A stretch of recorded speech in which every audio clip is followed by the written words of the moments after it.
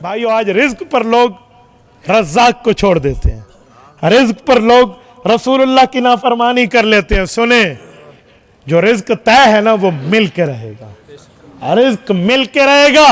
रिज्क की वजह से रब और रसूल को नाराज न करो। क्यों? बरसर दाना नविश्ता आया फला इब्ने फला इब्ने फला, हर दाने पे नाम लिखा है, ये इसको मिलेगा, ये इसको मिलेगा। और जिस पे नाम लिखा हुआ हो वो मिल के रहता है। मैं मुल्तान में बैठा हूं, निश्तर अस्पताल भी मुल्तान में।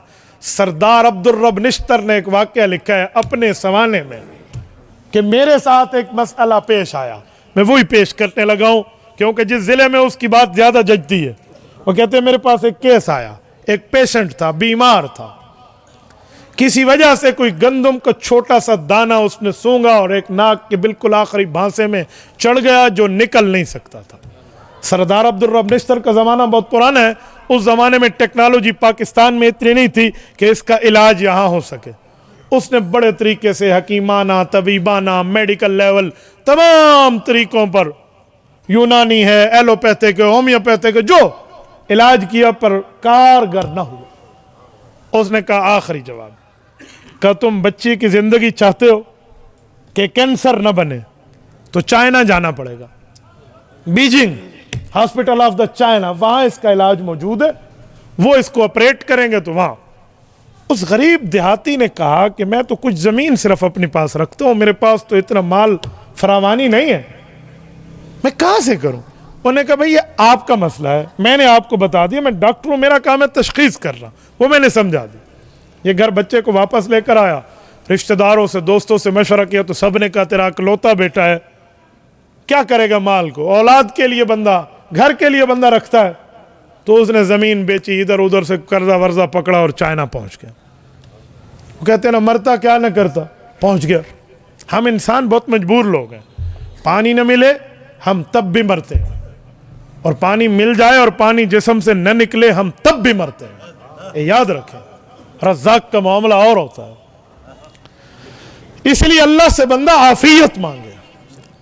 बहरहाल ये वहां पहुंचा, वहां पर इलाज शुरू हुआ, उन्हें टेस्ट वगैरह लिए, खून के नमूने लिए, बाकी मामलात देखे कि अगर खून ज़ाया हो गया तो कौन सा खून इसको लगेगा, ये ए पॉजिटिव है, बी पॉजिटिव है, ए नेगेटिव है, बी नेगेटिव है, ओ लेवल है, क्या है, सब कुछ चेकअप किया। 2-4 दिन लगे। अब इसकी ऑपरेशन की तारीख करीब आ गई। डॉक्टर ने कहा जी फलां दिन ओटी में लेकर आ जाएं, ऑपरेशन थिएटर में। सारी तरतीब बनी और ये बच्चे को लेकर पहुंच गए। कहते हैं जो अस्पताल की ओटी थी ना, जहां ऑपरेशन होता था, उससे पहले थोड़ा सा एक जू बना होता है, वहां पर मरीज कुछ टाइम इंतजार के लिए, फ्रेशमेंट के लिए, कोई मोर है, कोई चिड़िया है, कोई तीतर है, कोई जो है ना इस तरह कुछ और खूबसूरत परिंदे, पक्षी और कुछ जानवर, शेर, चीते वगैरह छोटे मोटे उन्हें रखे हुए थे ताकि इस मरीज का दिल बहलता रहे। सुने सुने, ये एक एक को देख रहा है, इसका बेटा भी और ये भी। ऑपरेशन थोड़ा, उन्होंने कहा जी आधा घंटा और सब्र करो, तो यहाँ टहलना शुरू कर दिया उन्होंने। इतने में मोर को देखने के लिए करीब हुआ ना, जो लोग मोर को रखते हैं वो जानते हैं कि मोर की जो स्मेल होती है ना वो बड़ी अजीब किस्म की है, छींक बंदे को पक्की है अगर आपने मोर को सूंघ लिया। तो ये करीब गया ना, और मोर के इसने कुछ सूंघा वगैरह ना, तो इसे एक छींक आई वहां पर, और इतने में फिर ये सर पकड़ के बैठ गया कि जुकाम ना हो गया, ऑपरेशन का क्या बनेगा। बहरहाल इसी असनाम में ठहरे थे कि डॉक्टर ने बुला लिया, आ जाए आ जाए, आपके पेशेंट का नंबर आ गया। ये चले गए। उन्होंने ऑपरेशन से पहले इनको मशीन लगाई भी, कहाँ है, किस जगह से काटें, रिपोर्टें भी सामने थी, तो वो उस जगह पे नहीं था। उन्हें को दाएं बाएं देखा, इधर उधर कोई स्कैन किया, तो वो दाना ही नहीं है सिरे से अंदर जो बीमारी है। तो डॉक्टरों ने नशा देना रोक दिया, बाहर आए और रिपोर्टों को लेकर सर पकड़ के बैठ गए कि कल तक की रिपोर्टें कहती हैं अंदर मौजूद है, आज कुछ भी नहीं है। हुआ क्या, कहाँ गया, किसी डॉक्टर से इलाज करा जी, नहीं गया, तो क्या हुआ, कोई ऊपर से कटा भी नहीं है।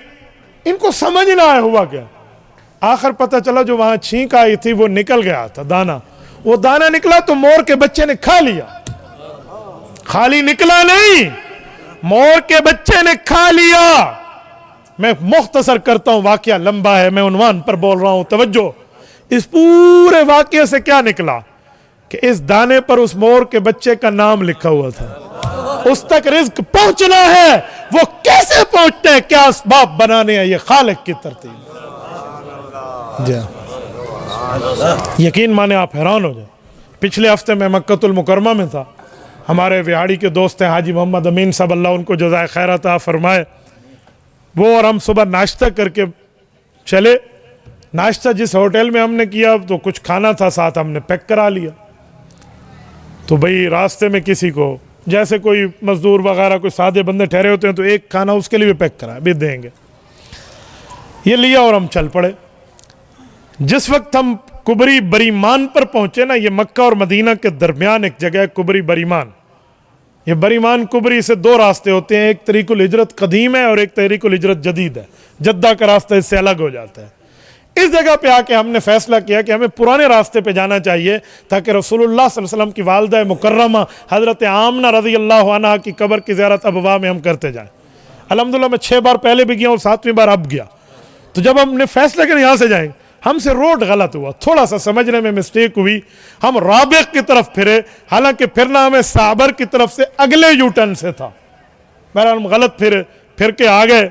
वहाँ पाकिस्तान वाली तरतीब तो नहीं है जहाँ जिनते मुँह में चाल मेरा भाई, वहाँ तो पूरा उसूल और ज़वाबित और कवायद होते हैं, उसको फॉलो करना होता है। तो हम आगे आए और एक फोरमैन ठहरे थे, मैंने उनसे पूछा तो उन्होंने कहा जी आपसे कुछ मिस्टेक हो गई, अगर आप यहाँ से जाएंगे यूँ आएंगे, यूँ टर्न लेंगे और यूँ। हमने कहा ओके। उसी को हमने खाना भी दिया और उसके बाद हम रिसालत इमाम अलैहिस्सलाम की वालिदा की ज़ियारत के लिए उस तरफ से चल पड़े। जिस वक्त हम मदीना तैयबा पहुँचे ना सारी ज़ियारत करते हुए, तो हाई साहब मुझे कहते हैं मुफ्ती साहब एक बात कहूँ। मैं कहा जी। कहते हम भूले नहीं थे, भुलाए गए थे। मैंने कहा क्या मतलब? कहते वो रोड जो गलती हुई थी, मैं इतने सालों से यहाँ हूँ कभी भूला नहीं हूँ, मैं तो बिल्कुल ड्राइव भी वो कर रहे थे, आज भूला हूँ, पता नहीं 40 साल अपना बता रहे थे, आज भूला हूँ। मैंने कहा कैसे भुलाए गए? अब कहते इस खाने पे उस मजदूर का नाम लिखा हुआ था। नारे तकबीर, ताजदारे खत्मे नबूवत, उलमाए देवबंद, नारे तकबीर का उसका नाम लिखा हुआ था। मेरे मुल्तान के गयूरों, रिज़्क की वजह से रज़्ज़ाक़ को न भूलो, मोहम्मदुर रसूलुल्लाह सल्लल्लाहु अलैहि वसल्लम की रहीमी को न भूलो। हम इनको भूल बैठते हैं, अपनी आकबत बर्बाद करते हैं। नाना बरसर दाना नविश्ता आया, फला इब्ने फला, चमन के फलक बोस पहाड़ों से जो ट्रक चला है अंगूरों का, अगर उस अंगूर में मेरा नाम लिखा हुआ है तो मेरे दांतों के दरमियान आएगा, और नाम नहीं लिखा, कायनात की कोई ताकत मेरे मुकद्दर में उसको ला नहीं सकती। ये पानी है ना हम पीते हैं, आपने बाज़ों का देखा होगा, बंदा मौत के बिस्तर पे होते हैं, एड़ियां रगड़ रहा होता है, चम्मच के साथ पानी देते, पानी बाहर निकल आता। क्यों? दुनिया में जितना पानी है उसने पी लिया जो इसका मुकद्दर था, अब इसके मुकद्दर में नहीं है।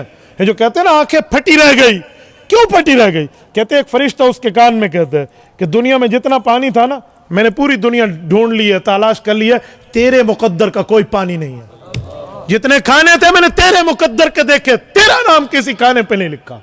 और जितनी सांसें थी, जितनी तूने लेनी थी, वो सांसें तेरी पूरी होने को अब कोई और सांस बची नहीं है। इस पर उसकी आंखें फटी रहती और रो निकल जाता है। आप जुमा के खुतबे में हदीस सुनते, आलिम हाथ में असा पकड़ के आपको हदीस सुनाता है, अला व इन्न नफ्स लन तमूत हत्ता तस्तकमिल रिज़्क़हा।